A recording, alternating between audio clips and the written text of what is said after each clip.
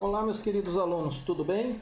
Então, o professor Felipe dá uma passadinha aí para reexplicar para vocês, logicamente, retomar aí o conteúdo sobre a ocupação territorial do Brasil entre os séculos aí 19 e 20. Sabemos que, infelizmente, a nossa aula passada aí deu uns probleminhas aí na nossa live, então, por isso, a retomada aí do conteúdo. Preste bem atenção que daí haverá explicação dos exercícios para que vocês possam, logicamente, estarem realizando os mesmos com excelência, beleza? Então vamos lá. Quando nós falamos da ocupação territorial do Brasil, logicamente que nós vamos lembrar daquilo que já foi visto. Entre aquilo que já foi visto, nós vimos essa ocupação territorial do Brasil desde a época da sua colonização, que vai ocorrer ali por volta de 1530. E contudo, logicamente, com o passar do tempo, o Brasil vai assumindo uma dimensão territorial aí que nós chamamos hoje de continental. E vários fatores somaram para que houvesse, logicamente, a expansão territorial do nosso país. Então, nós vamos ver aí alguns fatores que ocorreram aí no século XVIII, outros fatores que ocorreram no século XIX e também no século XX, beleza? Então, vamos lá, olha só. A expansão da pecuária pelo território e a exploração do ouro e diamante foram as principais atividades que favoreceram o domínio das terras a oeste. Então, eu quero que vocês notem o seguinte, que a expansão territorial do nosso país vai estar sempre ligada, é claro, ao que? Ao dinamismo econômico. Ou seja, a economia vai alavancar a marcha para o oeste e logo, certo, dentro desta economia aí, a expansão territorial do nosso país vai ocorrendo, tá? Então nós vamos ver lá, ó. Já no século XVIII, no ano de 1750, Portugal e Espanha assinaram o Tratado de Madrid. É bom ressaltar que esse Tratado de Madrid, assinado entre Portugal e Espanha, já configurava o nosso território brasileiro aí, praticamente com as fronteiras como nós já as conhecemos. Então era muito parecido aí, tá? Então o Tratado de Madrid foi assinado aí, logicamente, para redividir, podemos dizer assim, as terras novamente entre Portugal e Espanha, tá bom? No século XIX, olha só, nós vamos ver que irá desenvolver no território um conjunto de atividades econômicas. Então, como eu já falei para vocês, novamente atividades econômicas entrando aí diretamente relacionada ao processo de expansão do nosso país. E nós vamos ver que agora esta atividade econômica vai estar diretamente relacionada à produção de café, de cacau e de algodão, que irão fortalecer o povoamento das terras, principalmente na Amazônia, onde houve um grande avanço aí na época aí da extração de borracha. Para quem não lembra, a borracha aí ela é extraída de uma árvorezinha chamada seringueira. Então os seringais nesta época viraram moda aí na região amazônica, que mais tarde logicamente vem ser aí uma das grandes fontes de renda do nosso país. Então, ao longo do século XIX e XX, vários tratados acabaram definindo os limites territoriais do nosso país. Então, vejam esse mapa aqui, tá? Os dois mapas. Então, eu quero que vocês percebam que, olha só, tanto o mapa 1 aqui do século XVIII, quanto o mapa 2 do século XIX, tá? A configuração deles, beleza? Parece a mesma, mas só que neste primeiro mapa aqui nós temos que ver onde estava no século XVIII, certo? A delimitação das terras do Brasil, que nós vamos ver que vai estar diretamente relacionado ao quê? A esse traçado verde aqui. Então, note-se que esse traçado verde aqui nada mais é do que aquele tratado, certo? Assinado por Portugal e Espanha, que nós chamamos Tratado de Madrid. Então, notem como a configuração das fronteiras brasileiras é muito parecida com a configuração atual. E nós temos que notar também que aqui no século XVIII, as atividades econômicas desenvolvidas no nosso território brasileiro, logicamente, eram atividades econômicas aí um pouco menos avançada. Já no século XIX, nós vamos ver que o Brasil, certo, vai se apresentar aí aos olhos do mundo como um país aí que exporta muito café, certo? Ou seja, vai se apresentar aos olhos do mundo como um Brasil que se desenvolveu muito, principalmente no seu setor agrícola, tá? E também na extração de metais preciosos. Então, notem que o leque, digamos assim, o cardápio das atividades econômicas aqui no nosso país no século XIX vai ser bem mais completo do que o cardápio aqui das atividades econômicas do Brasil do século XVIII. Como eu já falei para vocês, atividades econômicas está diretamente relacionada ao quê? A expansão territorial do nosso país. E por fim, o Brasil se configura, né? Olha aqui, o Acre, beleza? Se configura nesses moldes aqui que nós o conhecemos até hoje e acaba, logicamente, aí se tornando um país de dimensões continentais. Contudo, nós temos aí as considerações finais. Dentro das considerações finais, é bom lembrar que a demarcação das fronteiras brasileiras só efetivou, tá, no início do século XX, com a anexação das terras do Amapá e a compra do território do Acre, como eu acabei de mostrar para vocês no mapa anterior. Ameríndios, africanos, europeus e asiáticos participaram da formação do povo brasileiro. A língua portuguesa é o seu veículo de comunicação e expressão. Logicamente, né, que é uma língua portuguesa diferenciado do tronco linguístico, né, da língua portuguesa originária de Portugal. Nós desenvolvemos aí um método, né, diferenciado. As profundas desigualdades sociais existentes no país produzem as oportunidades de emprego e de melhores rendas para muitos brasileiros, identificados quase sempre por suas origens étnicas, tá? Para quem não sabe, para quem não lembra o que é etnia, aí quem não sabe o que é etnia, nada mais é do que a sua origem, né? O seu povo.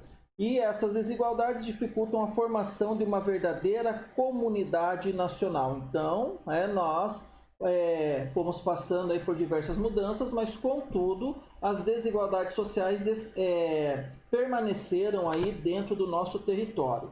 Para nós lembrarmos então, rapidinho, né, vamos revisar aí toda, logicamente nesse quadrinho aí, toda a expansão territorial do nosso país. Então nós não podemos esquecer que em 1695, tá, houve a descoberta das minas de ouro, tá bom? Drogas do sertão, não podemos esquecer que drogas do sertão nada mais é do que alguns, né, exemplo, alguns temperos que eles escolhiam, logicamente aí no nordeste do nosso país e também na região norte do nosso país. A escravidão negra africana, tá? Que logicamente vai ser um destaque aí de 1695. A introdução da pecuária, lavoura e de algodão e do tabaco. Isso daqui, logicamente, vai contribuir para uma marcha a oeste do nosso país.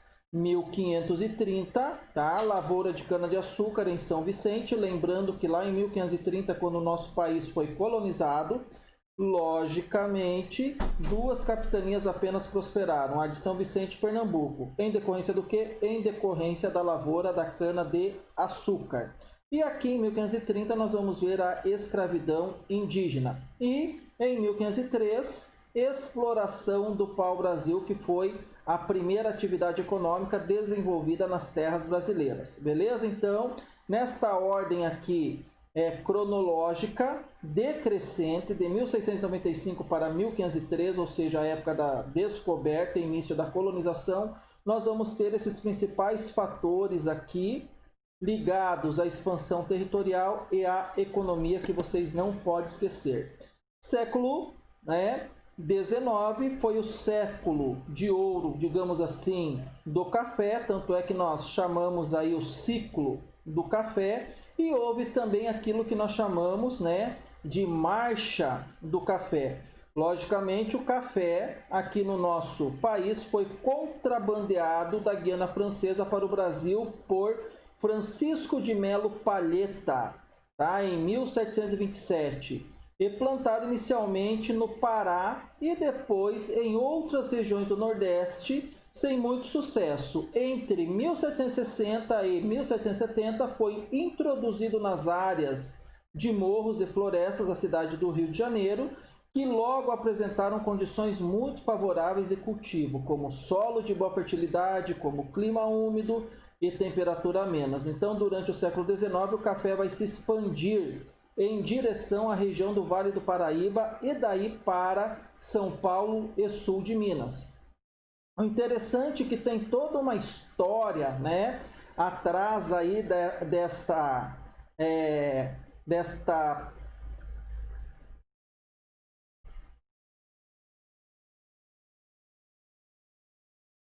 marcha aí do café, certo, aqui no nosso país. Então nós vamos ver que desta marcha do café aí do nosso país, quem trouxe aí os primeiros grãos foi Francisco de Melo Palheta, e tem toda, né, uma história do Francisco de Melo Palheta, que ele foi lá para Guiana Francesa e o camarada chegando lá foi bem recebido pelo então administrador ali daquele território. Aí ele queria trazer algumas sementes de café para o Brasil, mas era proibido, certo? E ali, logicamente, conversando ali, né, com o administrador, não sei o que, e sua esposa, diz a história que a esposa, né, desse administrador territorial aí da Guiana Francesa acabou se apaixonando por Francisco de Melo Palheta, e os dois tiveram um caso, né, extraconjugal, digamos assim, e por fim, quando Francisco de Melo Palheta foi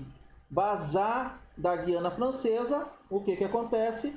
Ele recebe um belo presente, né, da mulher desse então administrador aí desse território, e esse presente nada mais era do que sementes de café, que ele traz e acaba logicamente cultivando ali nesta região ali do Pará, aqui no Brasil. Então, assim, digamos assim, conta a história. E a partir de então, dar-se-á a marcha do café, principalmente para a região sudeste do nosso país. Então, no início, tá, do século XIX, o café já se destacava na pauta de exportação do Brasil. Entre 1830 e 40, o produto assumiu a liderança das exportações com mais de 40% do seu total. Em 1840, o Brasil tornava-se o maior produtor e exportador mundial de café, posição que se mantém até hoje.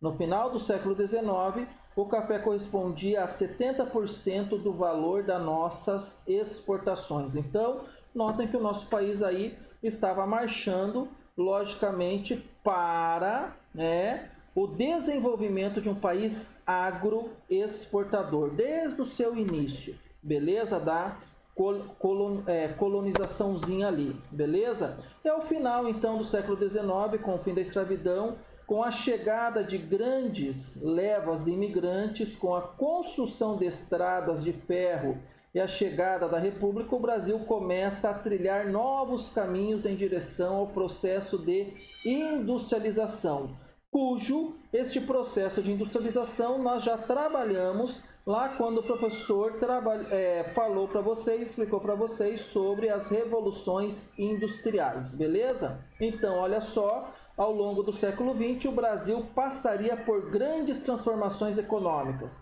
Caráter agroexportador da sua economia seria substituído num curto prazo de 3 décadas por uma economia concentrada na área urbana, com foco nitidamente industrial. Mas esta é uma outra história, ou já foi uma história contada já aí pelo professor, beleza? Ou explicada aí para vocês. Aí fica as atividades, tá? Aí de geografia. Número 1, citar todas as informações relevantes à posição geográfica do Brasil. Então, nada mais quero aqui que vocês escrevam sobre, tá? A localização do Brasil, por exemplo, segundo ali as linhas imaginárias. Segunda questãozinha, explique quais os possíveis motivos pelo pouco aproveitamento econômico representado pelo contato territorial do Brasil com seus vizinhos. Ou seja, aqui você vai falar sobre as relações comerciais do Brasil com os países vizinhos, como por exemplo, o Paraguai, Argentina, Peru e por aí vai.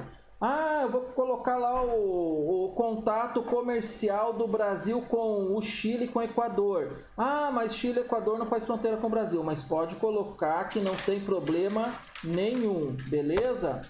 Terceira questão, quais são os impactos para os dias atuais de a formação territorial brasileira ter sido baseada em atividades econômicas voltadas para a exportação? Ou seja, é bom vocês relatar aqui um pouquinho, tá, para mim, o que é o sentido da balança comercial favorável e desfavorável. Tranquilo? Aqui explique como o café se tornou o principal produto de exportação do Brasil no século XIX. Tá? Então, vocês vão contar ali praticamente a historinha ali de Francisco de Melo Palheta e, logicamente, a expansão desse café para a região sudeste. E aí vocês, irão desvencilhar, digamos assim, o leque, que tornou esse produto tão valoroso em outros países, tanto da América como países fora da América propriamente dito. E, por fim, explique como se efetivou a demarcação das fronteiras brasileiras. Então, para vocês explicar isso daí, vocês vão ter que recorrer a alguns tratados, principalmente ao Tratado de Madrid, que o professor acabou de explicar para vocês. Belezinha? Então, boa atividade aí e tenham uma boa semana de estudo. Qualquer coisa, anote as dúvidas aí para nós podermos tirá-las nas próximas aulas aí. Tranquilinho? Fiquem com Deus e até mais ver.